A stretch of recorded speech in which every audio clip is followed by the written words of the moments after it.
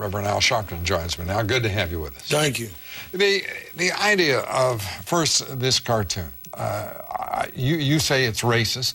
Others have said, and I have to put myself among them, insensitive, bad judgment, and frankly, a lame cartoon. But racist, there's no doubt in your mind it's racist. I feel that the inferences in the cartoon certainly speak to the racial stereotype of blacks and monkeys. When we in National Action Network originally raised the statement, we asked them to clarify it. They chose not to last Wednesday. They chose to attack us for raising the issue.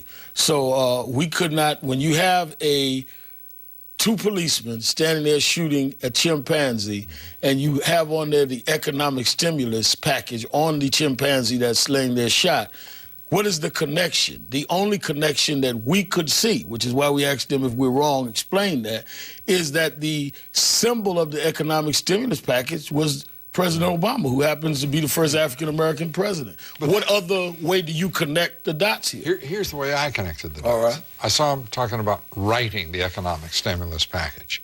President Obama wasn't writing it. Nancy Pelosi was writing. Harry Reid was writing Capitol Hill. I took it quite a different way. And by the way, after I talked to folks in my newsroom, and one of my young black colleagues said, when I asked, who's offended by this, who saw any of what you had raised, one hand went up, but it was a young black colleague. And so you have to be sensitive to that. So I think it was insensitive. But what I saw there was a horrible cartoon. And my first reaction is, what in the heck is funny about a chimpanzee being shot when there's a woman lying in the hospital whose face has been ripped off?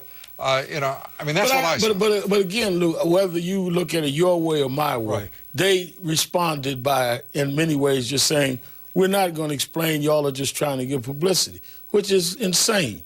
And I think that raised other questions about how they do business, which, let's not confuse, I'll say in the FCC, who are considering waivers for them with the cartoon. Once you start looking at a situation, you begin to say, well, wait a minute, why are they getting exceptional access to media properties here? You have to remember now, we're not talking about their right to be heard. They're asking for extraordinary right. They want to own more than one television station and more than one newspaper in the market.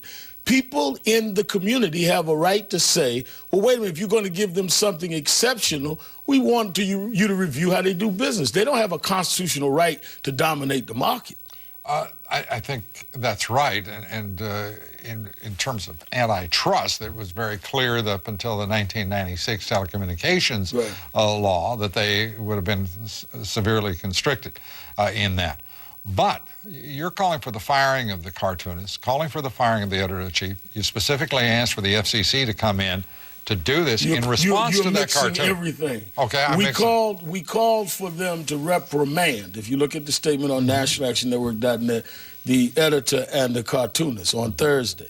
We never dealt with FCC until we started looking at the fact that it is even hard to question them when they own media entities here that are not even going to fairly explore what the controversy is about. We haven't said the FCC forced them to fire anyone.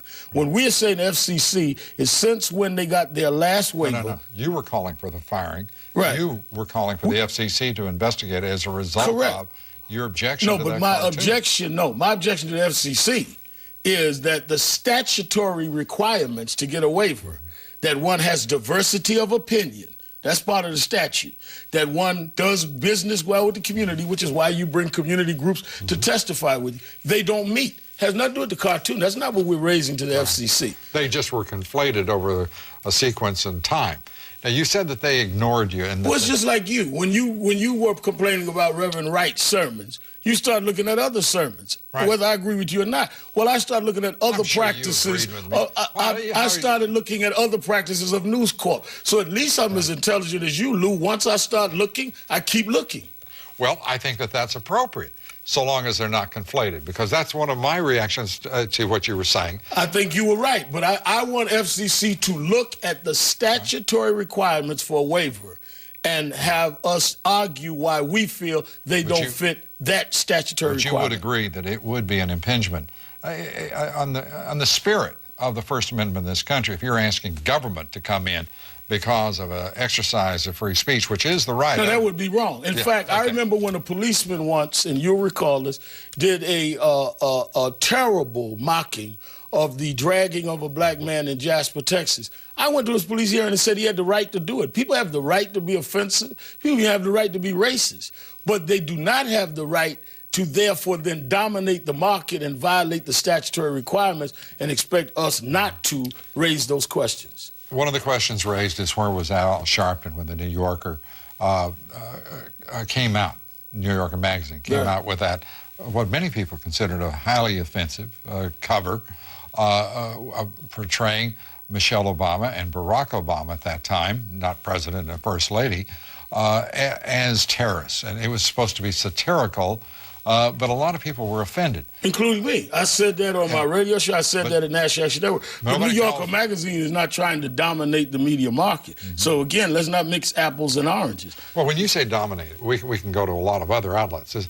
New York City is blessed by the presence of 3 cable news networks. None of whom own 2 newspapers and their cable news network. Exactly. But that's called dominate. But there are other outlets. I mean, it's one of the most. Even Lou Dobbs doesn't own a newspaper and your show. Again, you're talking about people that own the Wall Street Journal, the New York Post, the Channel 5, Channel 9, and a cable network, and we're not supposed to say, wait a minute, FCC, this gives them a whole lot of influence here that we need to look at how you let them expand according to your procedures. Let's not deal with the cartoon, let's deal with your procedures. And you understand why people perceive this as being a political reaction on your part. For example, last June, the New York Post went after you with a front page article talking about your, I believe the expression was extortion of corporate America. And it was all found to be untrue. And if it was about that, then why didn't I go after them? I'd have to be guilty of the worst delayed reaction in history if they hit me last June and I just responded last February. And I guess I subconsciously made the cartoonists conveniently put that in. Hogwash, come on. They did this. They're getting nailed on the cartoon, but now there are other questions, totally independent of that, that they're going to have to answer to the FCC. If they're independent of it, that's terrific. But you can understand how someone, again, with my limited intelligence, would have conflated those things since they all occurred within 3 days of each other. Yes, and I would also understand how someone with your exceptional intelligence would say whether or not one has a political motive or not, you do have to follow the statutory requirements for a waiver. And if you can't answer them, then maybe Reverend Sharpton and others are correct. How can you do this if you don't follow the statute? You certainly can't argue First Amendment right gives me the right to own more than what you can get without a waiver. And you have the right to object, to protest, say whatever you want. Do you think it's appropriate to call for the firing of the cartoonist and the editor here? Well, I think that we had the right to say that they should reprimand them. That's what I said. Then you know what? Right. If you're not calling for their firing, if you're not calling for because the parallels here get to be almost, you know, when you recall back to the Muhammad cartoons in Denmark, and suddenly there's a fatwa in which people want to have, the jihadists, no one is talking want that. First of all, there's been some protests, all very nonviolent. Nobody's called for anybody to be harmed.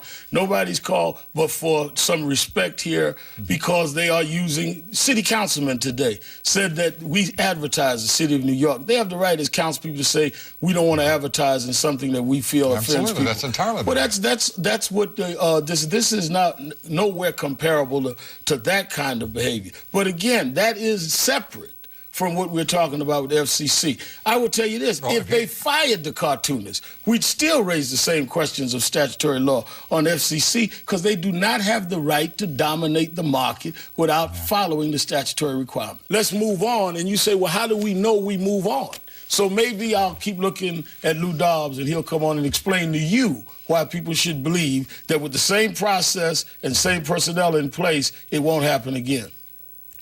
Well, you know, at this point, having issued 2 apologies, and because you were talking about the sequence and having it stirred up, as I recall, the Post did apologized, was it not on Thursday, the day after? No, the immediate reaction was that we were just publicity opportunists. Then a day after that, they said, we're sorry, but we're not sorry to the opportunists. And then today, he made a personal apology. And that has to please you. It may not be adequate, but it pleases you. Oh, I think that it showed leadership, but it would show more leadership if he explained why this can't happen again, according to what he said. He said the buck stops there, so that's where we're asking. That reaction on publicity. Al Sharpton isn't adverse to publicity. Oh, Al Sharpton, part of what you do as a leader of a civil rights group is try to get all the publicity you can on an issue. You're on every day. No one knows better than you. Publicity matters when you're trying to get your causes heard. And to be sure on the right side of it, and always leaving that First Amendment alone. Absolutely. I love I'm sure that we will always respect First Amendment since we use it every day. But we don't try to dominate a market with it and use it as an excuse to get a pass on dominating the markets. Then you move beyond the First Amendment, and you and I are fine. Well, then we're fine. You got it. All right. Reverend Al Sharpton, thank you very much for being here. Thank you. Brother Lou Dobbs. Brother Al Sharpton.